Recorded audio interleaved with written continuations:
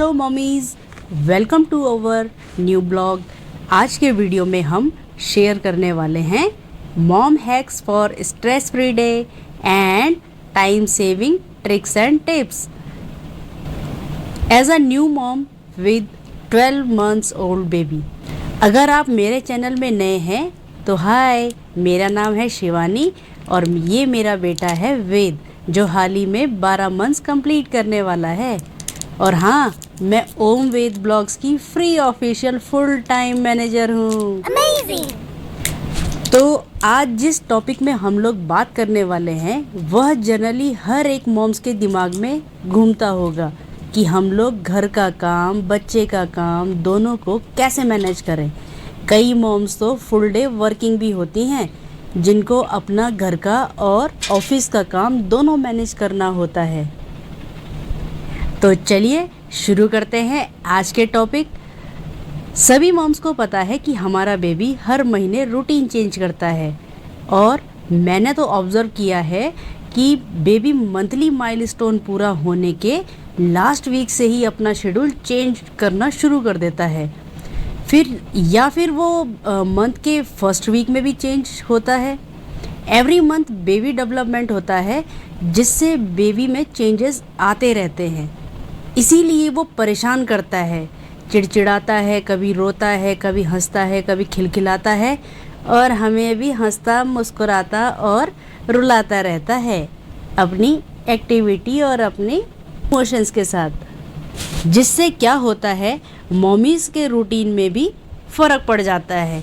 भाई काम कैसे करेंगी, ना घर का काम हो पाता है, फिर ना ही बाहर का हो पाता है। तो हर मंथ हर मॉमीज़ को अपना माइंड सेट कर देना चाहिए कि मुझे क्या करना है। पहली ट्रिक और टिप मॉमीज़ आप लोगों के लिए मेरी तरफ से ये है कि कोशिश कीजिए कि बेबी को 6 मंथ के बाद अपने रूटीन में ढालने की कोशिश कीजिए, जिससे कि आप घर के और बाहर के दोनों काम को मैनेज कर सकती हैं। जैसे मैं अपना एक्सपीरियंस बताती हूँ कि वैसे हमारे घर में क्या होता है कि एक डिसिप्लिन मैनर में डेली रूटीन है, मॉर्निंग टू इवनिंग, वो फॉलो होता आया है, जिससे कई काम होने में आसानी हो जाती है। और वैसे भी बेबी अपनी नानी के घर में है, आधी से ज़्यादा प्रॉब्लम्स तो वैसे ही शॉर्ट आउट हो जाती हैं, बोले तो चुटकी में। नानी के घर में हर चीज़ का टाइम शेड्यूल है, like breakfast, lunch, dinner, mornings उठने से लेकर के रात को स्लीपिंग होने तक के टाइम का। तो उसी रूटीन में मैंने बेबी को शुरू से ढालने की कोशिश की, जिससे कि क्या हुआ कि मुझे काम करने में और अदर चीज़ मैनेज करने में आसानी हुई। तो मॉमीज़, जो मेरी आपके लिए नेक्स्ट ट्रिक एंड टिप है वो है बच्चे को खाने खिलाने से रिलेटेड। हम लोग जो खाना खाते हैं, हमें बच्चों को भी वही खाना खिलाना है, क्योंकि उनकी भी वही टेस्ट बर्ड्स होंगी जो हमारी होंगी। और बच्चे को जहाँ तक हो सके आप नीचे बैठाकर खाना खिलाएं। उससे क्या होगा, वो हेल्दी भी होगा और वेल्दी भी होगा। आजकल के दौर में तो स्टैंडिंग और टेबल और चेयर में बैठाकर ही खाना खिलाना पसंद करते हैं, लेकिन कोशिश कीजिए बच्चे को अपने साथ नीचे बैठा करके ताज़ा ताज़ा खाना खिलाएं। मार्केट का जो पैक्ड फूड है वो बिल्कुल मत खिलाइए, क्योंकि आजकल बेबी फूड्स तरह तरह के मार्केट में अवेलेबल है, जिससे बच्चा ग्रो नहीं करता है, ठीक से ग्रो नहीं करता है। उन सब से बचने की कोशिश करें और घर में ही उसे हेल्दी खाना तरह तरह का बना कर खिलाएं। अभी वेद को हम लोग खाना खिलाते हैं, लेकिन 1 साल पूरा होने के बाद हम लोग भी कोशिश करेंगे कि वो खुद से खाए, उसकी प्लेट में वो खुद खाने की कोशिश करेगा। ये ट्रिक भी बेबी को सेल्फ डेवलपमेंट में हेल्प करेगी। तो मॉमीज़, जो नेक्स्ट ट्रिक और टिप आपके लिए मेरी तरफ से है वो है ट्रैवल मैनर्स। तो कभी आप अगर बेबी के साथ ट्रैवल कर रहे हैं या शॉपिंग करने जाना है, जो शॉर्ट ट्रैवल्स होते हैं, तो उसमें आप 1 बॉटल उसका मिल्क, वाटर बॉटल, केला और 1-2 उसकी कपड़े जैसे सलवारें या डाइपर और वाइप्स वगैरह अपने साथ नेसेसरी जो आपको पैनिक ना होना पड़े और आप अपनी शॉपिंग के मज़े ले सकें और अपनी ट्रैवलिंग के भी मज़े ले सकें। बच्चे को थोड़ा थोड़ा सा आउटडोर ट्रैवल ज़रूर करवाना चाहिए, जिससे कि वो इंटरेक्ट होता रहता है और जिससे कि बच्चे के डेवलपमेंट में भी हेल्प होती है।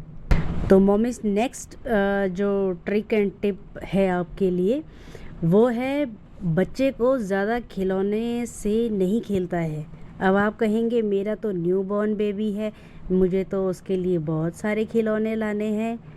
एक्चुअली में मम्मी, जिन चीज़ों से हम लोग काम करते हैं वही चीज़ बच्चों को भी चाहिए होती है।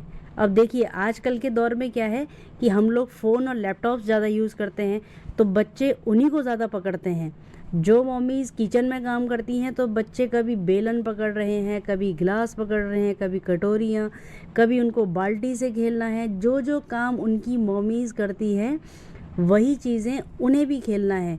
तो खिलौने तो हो जाते हैं साइड, और आपके जो घर के बर्तन और जो बाल्टियाँ हैं उनसे बच्चे खेलना शुरू कर देते हैं। आपकी जो वार्डरोब होती हैं उन्हें खोल करके वो कपड़े निकालना शुरू कर देते हैं। तो इस तरह से बच्चों के लिए एक्सपेंसिव टॉयज़ मत खरीदिए। उन पैसों को आप बच्चों के फ्यूचर के लिए सेविंग्स कर सकते हैं, क्योंकि बच्चे हमेशा बदलते रहते हैं। उन्हें कभी भी एक चीज़ में मन नहीं लगता है। जब तक वो 1 साल के होते हैं उनका मन चंचल होता है और वो एक खिलौने से केवल 2 या 4 बार खेलेंगे और नेक्स्ट टाइम वो दूसरे खिलौने पे बदल जाते हैं। इसलिए एक्सपेंसिव चीज़ें लेने से बचें और जो उसके लिए इसेंशियल चीज़ें हैं उसी गियर को बच्चे के लिए ले। और हाँ, लास्ट में आप लोगों को मुझे ये कहना है मॉमीज़, ये मेरा एक्सपीरियंस है जो मैं आप लोगों के साथ शेयर कर रही हूँ। ये मेरा अपने बेबी के साथ जो एक्सपीरियंस रहा है उसे मैंने आप लोगों के साथ साझा किया है। आप और आपके बेबी का शेड्यूल आप अपने हिसाब से तय कीजिए, उसको सेट करने की कोशिश कीजिए, क्योंकि हर किसी की अपनी लाइफ और अपनी सराउंडिंग्स होती है। उसी के अकॉर्डिंग बच्चा ढलता और आगे बढ़ता है। आज के ब्लॉग में बस इतना ही। फिर मिलते हैं नए ब्लॉग में बेबी और बाबा, मतलब ओम और वेद के नए रंगों के साथ। तब तक शब्बा खैर। ओह आज मुझे डीडी न्यूज़ की रीडर याद आ गई, वो लास्ट में हमेशा शब्बा खैर बोलती थी। ओके बाय, फिर मिलते हैं नए ब्लॉग में नए कंटेंट के साथ।